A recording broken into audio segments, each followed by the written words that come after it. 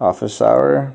So I'll have kids either enter questions in the text box on YouTube, or they could call into a Hangouts and ask about a question.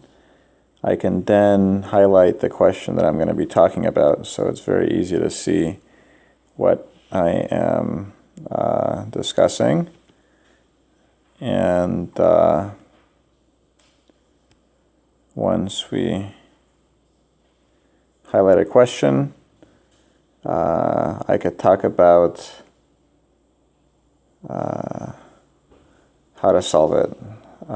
So how many distinct positive 4-digit integers can be formed using the digits 1, 2, 3, 4, each ones such that no adjacent digits differ by more than 2. I could offer tips.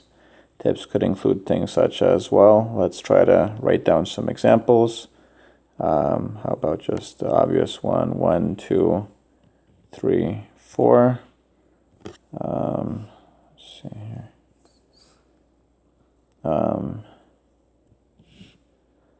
Let's see. Do these digits have any adjacent digits that differ by more than 1? That's true.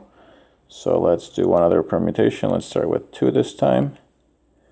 2, maybe flip to 2, 1, 3, 4. Does that qualify? Yes, it does. Let's keep enumerating. Okay, how about we flip the 3 and the 1 again? So we have 2, 3, 1, 4. Now, how many different combinations can we have that have all 4 digits? Well, this is a classic counting problem, and the first digit can be any one of the 4. So the first digit can have 4 permutations. Once you pick the first digit, the next digit can only be one of 3 options because you already picked 1. So there's 3 permutations for the second digit. There's 2 for the next one, and there's 1 for the last one, because once you pick 3 digits, then there's only 1 that the last one could be.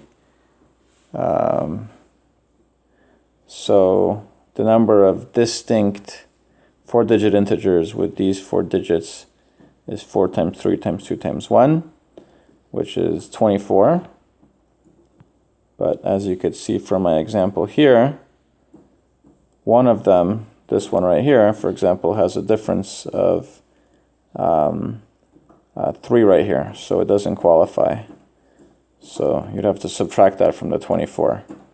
Now, here I showed an example of how many different combinations you could have of these digits, but there's obviously combinations that are not okay. So what you need to do is go through and count how many you will have to X out, basically.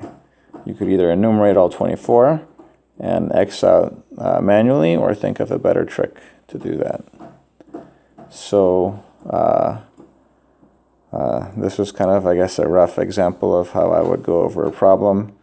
I might probably get better with time, but we could have kids come in and ask questions. I could try to give them hints without answering the question, and once we're done, then I could go in and undo the highlight,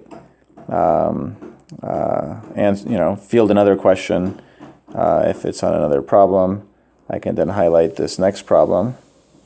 And the reason I do this is, if you look at the video, you could scrub on the video or change the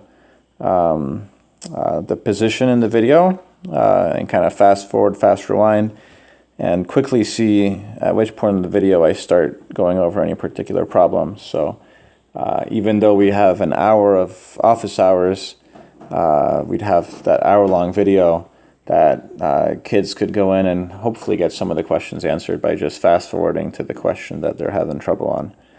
And it could kind of become a useful resource.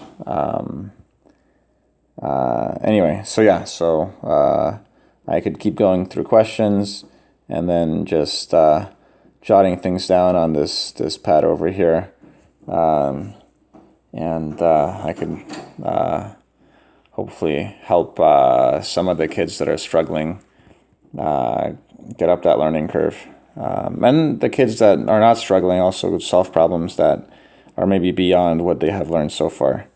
I think counting problems in particular could be hard.